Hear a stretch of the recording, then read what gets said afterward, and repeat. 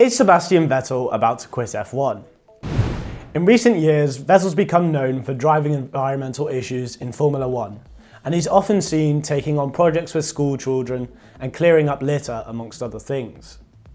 However, in a recent appearance on the BBC's Question Time, he revealed he was seriously considering whether to stay in the sport along environmental issues. Amongst other questions about politics, Brexit and the gas crisis, to which he actually had a lot to say, he was asked about whether talking about environmental issues as a Formula 1 driver made him a hypocrite. He responded saying he agreed and revealed that he had been asking himself for a long time whether he should still be in F1 whilst also driving environmental change. And he also said that every time he got out of the car, he questioned himself as to why he was racing and travelling the world, wasting resources. Now, no one wants Vettel to leave F1. After all, without him there'd be no more stupid dancers on the podium, and the entire bee population in Austria would probably be going into extinction. Jokes aside, I think he really has a point, and he deserves a lot of respect for driving these issues into the limelight. So let's dive a bit deeper into what the actual issues are facing Formula 1 at the moment. I think we can split this into 5 sections, being fuel and emissions, resources, travel, the race events themselves, and finally the impact of the fans. In 2019, the season overall emissions came to 256,551 metric tonnes of carbon dioxide. However, you'll be surprised to know that power unit emissions only made up 0.7% of this figure. Whilst Formula 1 cars still use internal combustion engines, fuel consumption and emissions have significantly decreased over the years through the introduction of things like turbos and hybrid power units. Before the introduction of the V6 turbo in 2013, the average fuel consumption per race was around 160 kilograms, whereas now the maximum fuel limit of a Formula 1 car is only 110. To put that into numbers, 110 kilograms of fuel would be enough to power 15 polos, all driving at 120 kilometers per hour down the motorway for the entire duration of the race. Times that by 22 cars and you've got a lot of polos.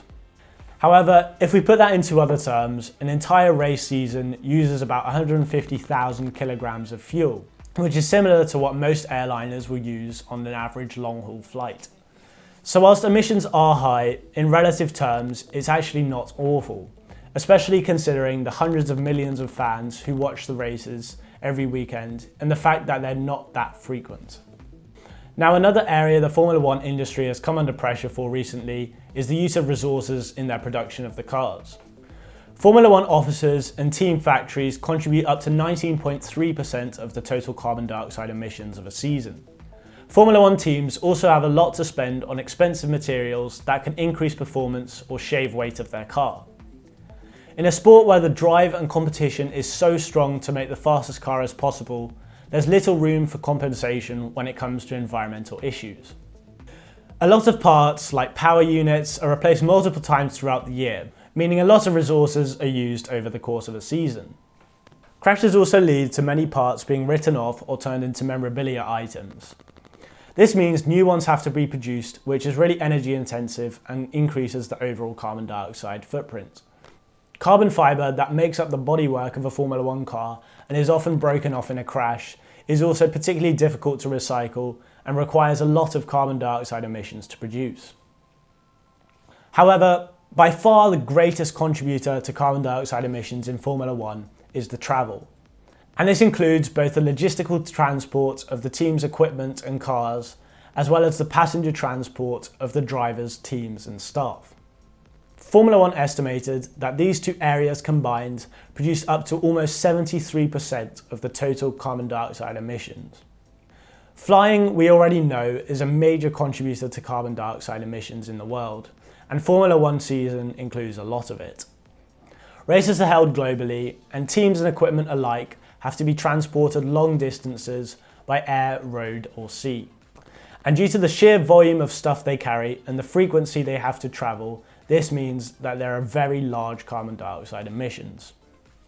And with Formula 1 bringing out longer and longer F1 calendars with more races, this is a figure that will only increase. It is therefore this area and not the actual emissions of cars that I believe F1 should really be focusing on right now, as this is where we will see the greatest change. When it comes to Formula One themselves, the final contributor to climate change is the actual events and races themselves. Things like energy use, broadcasting, and support races all contribute to the overall carbon footprint of a Formula One season. And it's not just the carbon emissions. Races also generate a lot of waste in things like food and drink packaging, which all needs to be disposed of in a sustainable way.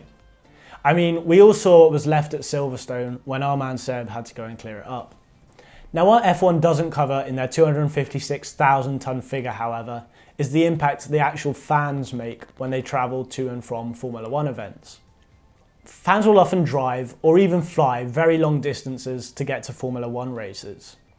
This contributes to a huge amount of carbon dioxide emissions, and taking these into account would take Formula One's figure way over 1 million tonnes of carbon dioxide. Unfortunately too, this is something that F1 actually has little control over. And it's not just F1 where this is a problem.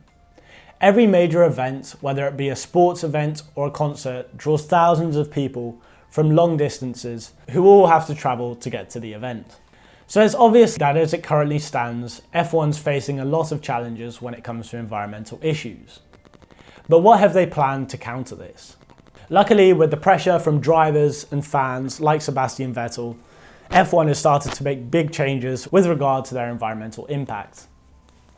For 2026, F1 has planned a new change in regulations that will see the cars becoming smaller and more aerodynamic, thus increasing their efficiency and therefore also their emissions and fuel use. Furthermore, the FIA has agreed to introduce 100% sustainable fuels, which will be produced using ethanol and carbon dioxide captured from the atmosphere, meaning no net emissions in carbon dioxide. This will come as a breath of relief to petrolheads like me, as Formula One isn't going electric quite yet. It's also interesting on a global scale, as in current years where taxes will be introduced on petrol and diesel vehicles, there's going to be a problem with what we do with all the old internal combustion engine vehicles. And if F1 pioneers in creating sustainable fuels, we may well see these be phased in the road car market. In terms of the race event itself, F1 has said it wants to run sustainable races by 2025. Now, what does this mean? Basically, they want to address many issues we've discussed today. For example, by only using compostable or fully recyclable materials, and also providing incentives for fans to reach the races through lower emission methods. Furthermore, for 2023, so next season, Formula One is going to trial reducing the tyre allocation per weekend from 13 tyres to 11, as well as grouping races by region to reduce the overall travel. Finally, F1 has announced they want to have net carbon zero emissions by 2030, across both the events themselves and all the production and travel behind the scenes. So in conclusion, I definitely think Vettel is right to express concern over F1's environmental impact, particularly given the crucial turning point we're at in the climate crisis. However, instead of focusing on pedantic issues like whether military flyovers should be allowed before a race, I think F1 really needs to shift their focus more onto logistics and travel and how we're going to decrease the overall emissions there. And in the meantime, I really do hope Vettel doesn't leave F1, as he's a really great guy and it would be nice to see him racing for a few more years to come. Thanks for watching, and if you liked this video, I'd really appreciate it if you subscribed and commented below with your opinions on the topic. I'll see you in the next one.